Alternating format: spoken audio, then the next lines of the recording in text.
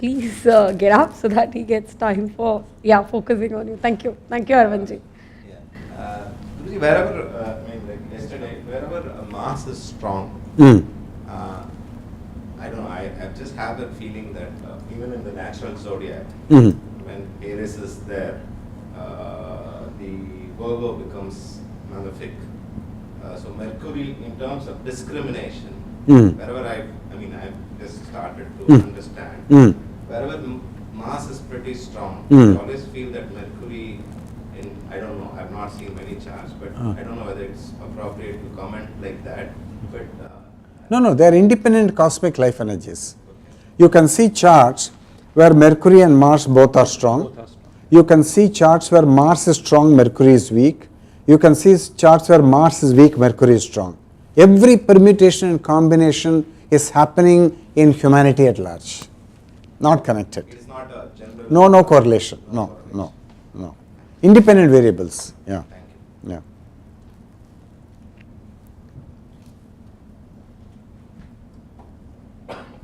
I am happy to note that from Atma Jnana, from self-realization, you are coming to Jyotish, and again from Jyotish you must go back to self-realization. I have one or two questions here. Yeah, please ask. You can sit and talk. Is it because that Mars is there in the ascendant with a tremendous pain in his arm that the individual is going for hikes in the mountain? No, ghost story. I am very happy you asked this question. Now, Mars is a planet of adventure and rash actions. Adventure, rash actions, and entrepreneurial drive. Okay, daring, courage, warrior's energy, basically. So now, how I look at the thing, ever since we discussed the case study, I've been working closely with the whole group and thinking about his going for the hike. Now he is a devotee of God, we should not forget that. This is very, very important. He is a devotee of God. He is very strongly tuned into his master Sri Sri Bhagavan. Very strongly tuned into. He runs a satsang center in Hong Kong where lots of people come and learn from him. He is the teacher. Okay. So now when you are silent and when you are not looking worldward, not looking at the world, carried away by sensory impressions, but you are looking inward. That means you are looking towards the divine, okay, and you are sensitive to the divine. Then what happens is, if you are fortunate that your thought will fall silent, then there will be a prompting from the divine.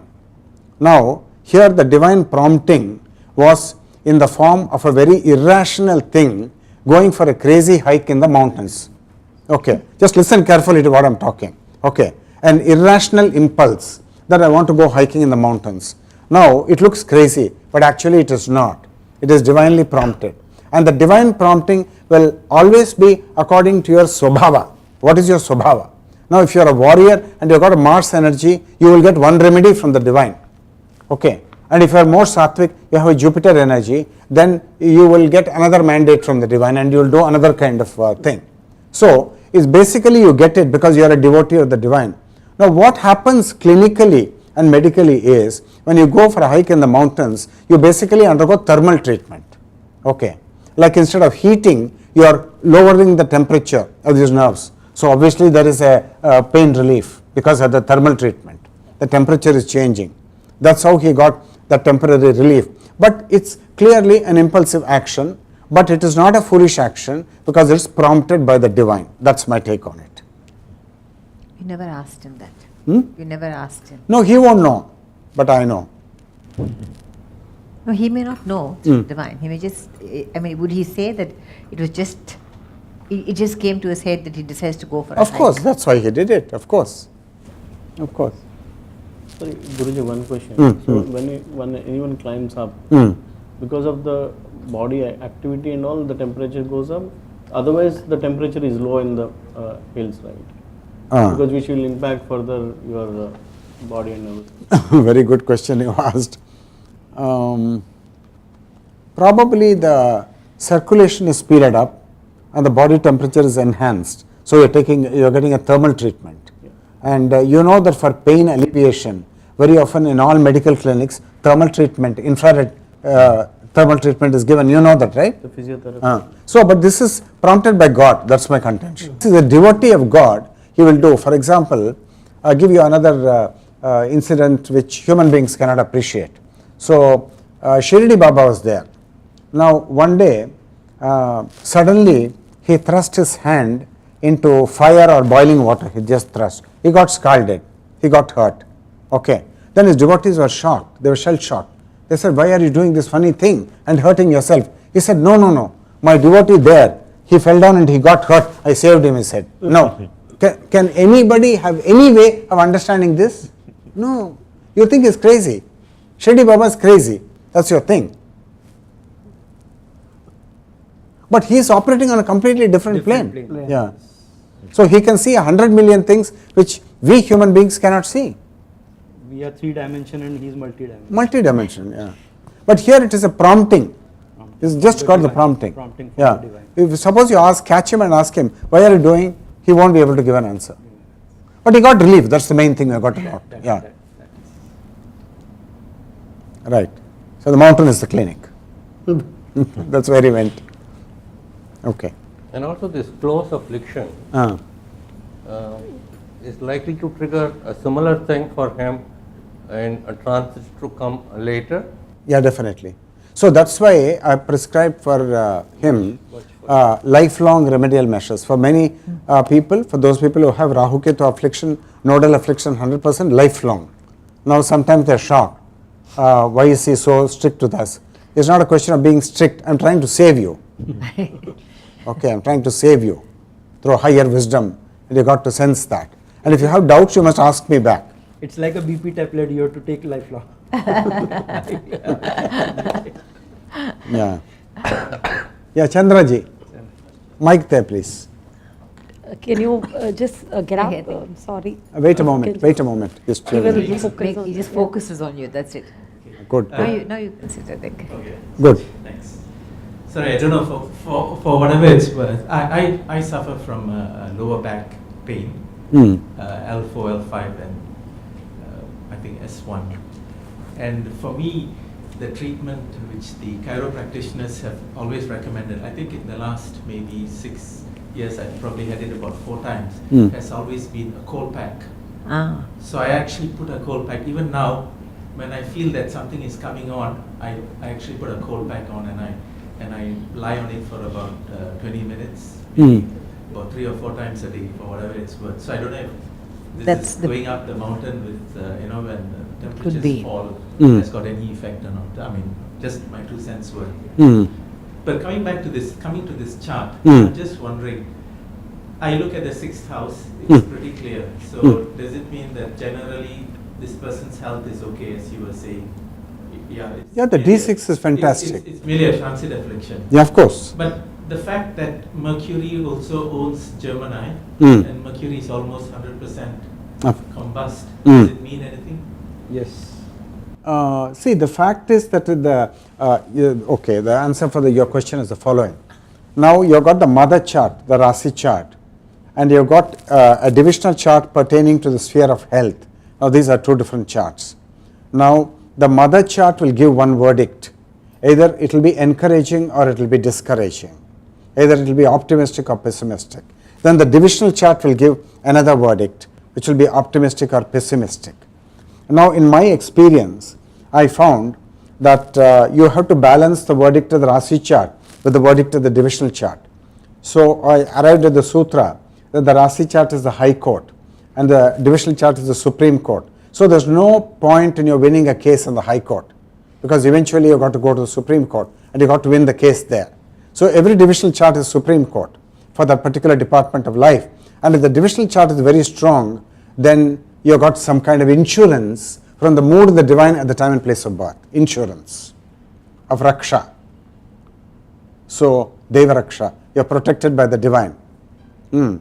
And therefore a good astrologer will balance when to believe the Rasi chart, when to believe the divisional chart. But the divisional charts are much more important, because every divisional chart is the sanctum sanctorum of that house in the Rasi chart. There's no use of saying the temple is great. in the sanctum sanctorum, the deity must be great. Then a temple can be great. Temple can be dirty, temple can be poor. It's not important. In the sanctum sanctorum, are you getting grace? And so every divisional chart is the sanctum sanctorum of that particular house in the Rasi chart. Then within the divisional chart, there is another sanctum sanctorum. The ascendant house of the divisional chart is the deeper sanctum sanctorum. So that must be strong and fortified. And that's why I say that whichever divisional chart is blessed by Jupiter, boy, you're lucky, man. You're lucky. I've seen this consistently in the case of a large number of people who are consulting me, that whether it is Dashamsha, whether it is Navamsha, if it is blessed by Jupiter, then you're going to do well in life. You can escape lots of things. So his health will be good generally. Both may be rocked temporarily, but on the whole good. So I have prescribed for him Vishnu Sahasranama chanting and eating tulsi leaves. Yeah. Mercury. To Mercury, yeah. Vishnu Sahasranama, that increases the energy. Or even the chanting the mantra, Om Vishnave Namaha. That's the mantra for Mercury. Why Tulsi leaves? Tulsi has got the Mercury energy. Good question. Got the Mercury energy. Almonds have got Jupiter energy.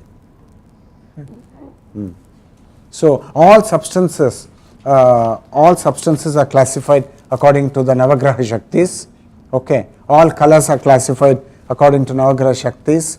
Then human temperaments are classified according to Navagraha Shaktis. Human rasas or emotions, Navarasas in Bharatanatyam Shastra, you have them classified according to the Navagraha Shaktis. So they form a kind of basis set with which you understand the whole world. So fundamentals. Now if you don't understand the fundamentals, then you won't be able to understand a whole lot of things in actual life. You won't have good thinking ability, in other words. Can we here elaborate, Guruji, that Mercury for Tulsi and Jupiter almond? For rest, what? For Saturn, the teal thing is there, no? Teal is there, yes. For Saturn.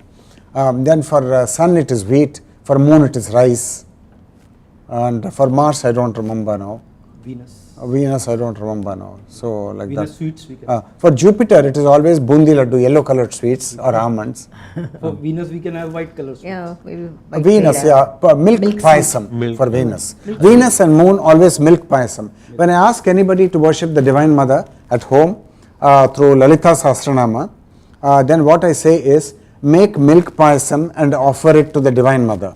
Now it's a simple ritualistic act. Okay. Now the very act of offering, you are offering milk payasam, and you know that the source to which you are offering, that's running your life, man. It's running your life. That's beating your heart. You can't make that offering. Because if the Divine Mother withdraws, finished your day. So you got to learn these things. So you got to feel the Divine Mother, understand the Divine Mother, make that offering. Where there is Shraddha Bhakti Sharanagati Sankalpa, then it's going to act. Now no Bhakti, no Shraddha, no Sharanagati, no Sankalpa, the remedial measures will not act. It will be an exercise in futility.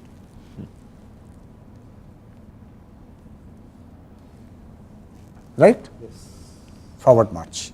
Guruji, Yes. next just to add, maybe when you consult, then you can consult in so many aspects. Of course. As in, of course. from your health to your diet, course. to the kind of clothes and Of jewelry course. that a person can wear.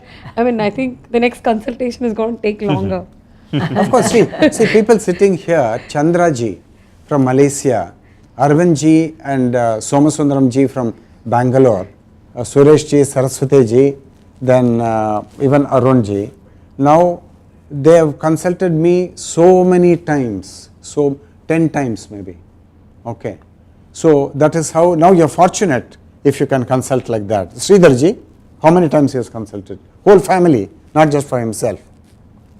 So Ramakrishnaji has consulted. You have got enigmas in life, and you have got to understand those enigmas. You have got to figure out. You got to ask questions, got to explore, got to investigate. People struggle a lot in life, so I know, it's without consulting. Without consulting, they fight and they try to figure out themselves.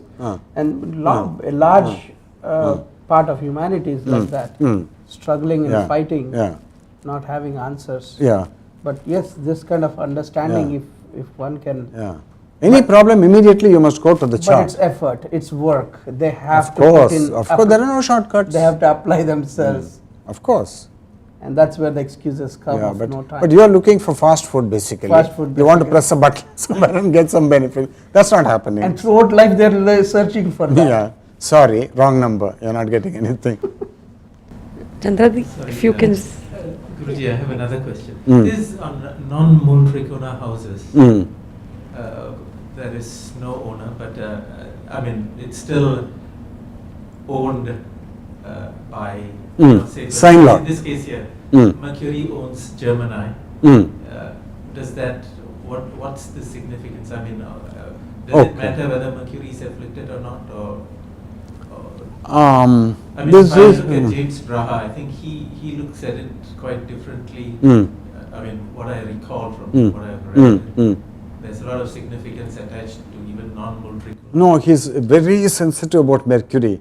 Extremely sensitive about Mercury. He says, never sign a document when Mercury is retrograde. Never sign a document. Never start a business venture when Mercury is retrograde. Never start a board meeting when Mercury is retrograde. And the Mercury was retrograde till 7:47 a.m. on the 23rd of December. The conference is beginning at 9 a.m. Till 7:47 Mercury was retrograde. Yesterday. And only at 9 a.m. At 9 a.m. Mercury was up and running. It was moving forward. Yes. So you got to be sensitive. This is a, I mean, this is a whole lot of auric. The knowledge is oral. It's so splendorous, and you got to seek it, and you must have the energy to seek it. And you have the good fortune to know that it's very profound knowledge because it's given by the sages. It's not some fanciful work of some clever people. No, it's coming from the rishis. All are revelations. If you observe, it actually works. I mean, it's so crazy, but I have a diary where I note down during Mercury retrogrades, literally the system downtimes are high. If you launch a project, it will not go smoothly. I mean, though I don't discuss it in office, they're going to laugh at me. But I secretly note it down and I say, okay, it's planned for a launch during Mercury retrograde. So please have plan B, plan C, plan D. And expect it to drag and it will end maybe after a couple of months. And it actually is true. I have a log. You with foresight. Thinking, my God, how Guruji, smart she whatever is. you She's thinking said of plan. about Mercury retrograde, that's again applies to transit period. If Of course. any natal is a Mercury. Natal, then you have a handicap. It's good for spiritual life.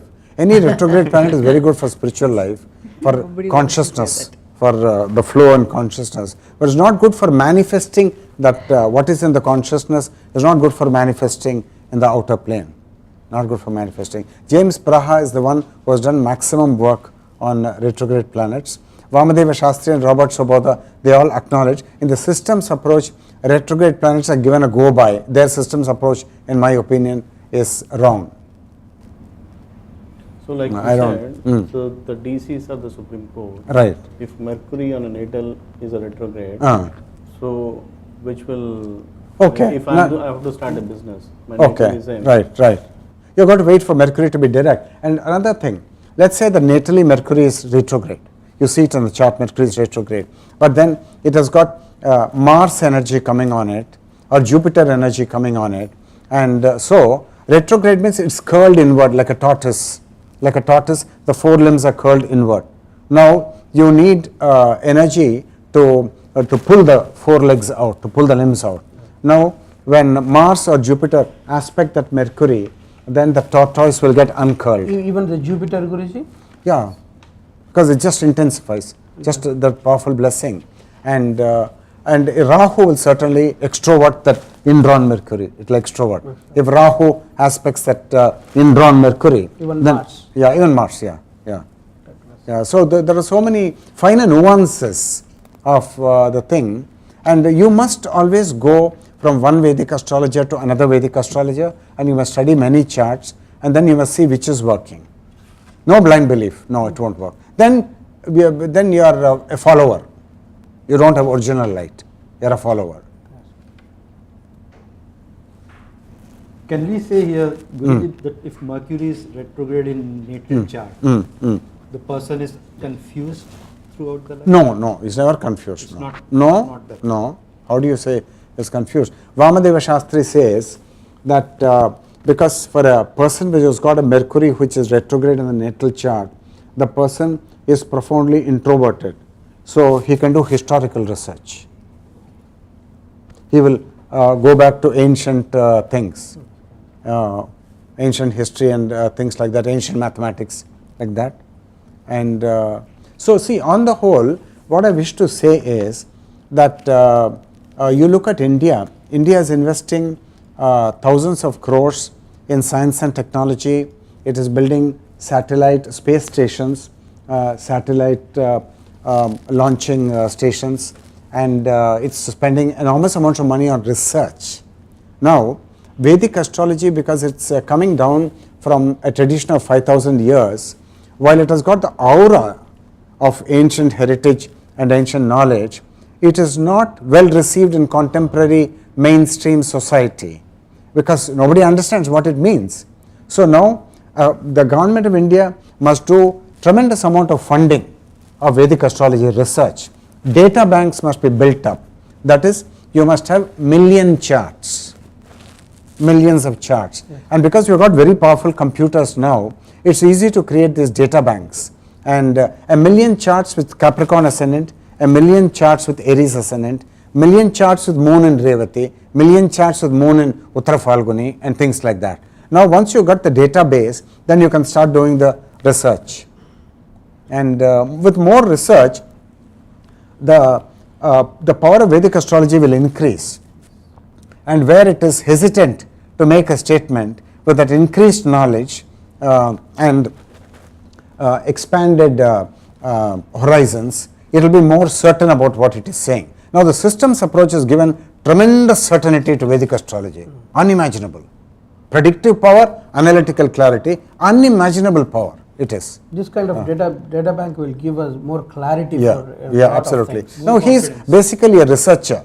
Professor Chaudhary is a researcher to whom this conference is dedicated. Now he has got a Gemini ascendant chart with a very powerful third house.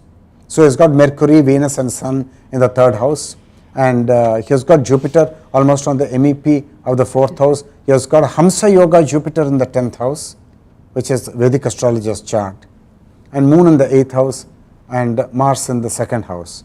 Now his Navamsha is very good, his Chaturvimshamsha is very good, his Panchamsha is very good. That's why he is the Grand Master. So you must know how to figure out a Grand Master. Grand Master. So that's how the divine is flowing through him, is giving the knowledge through him, not somebody else. Because all the windows and doors are open in that life. Chaturvimshamsha door is open, Panchamsha door is open, Navamsha door is open, Rasicha door is open, profound interest, profound curiosity. So unlimited possibilities. I can never forget my moments I spent with him. He'll just be walked with him on the road, walking with him. Very casual. Yeah, and so sweet. I mean, I am so free with him. I told me, take me to Mahatma Gandhi Samadhi Sthal. No, he will take me. He's so sweet, terrifically compassionate. Not just a great master, very compassionate. I said, take me in the Delhi metro train. Will anybody? Akshardham, Jonathan Miller, another systems approach astrologer specializing in medical astrology, he took us all to all these places, and amazing, and what learning, my God. And his conference is only questions and answers, his conference. But while these are people who seek astrological knowledge, all the participants in Professor Chaudhary's systems approach conference, they are all practicing astrologers. So they understand the whole thing upside down. So they'll ask good questions, but only piecemeal questions, of course. It won't develop into a huge thing.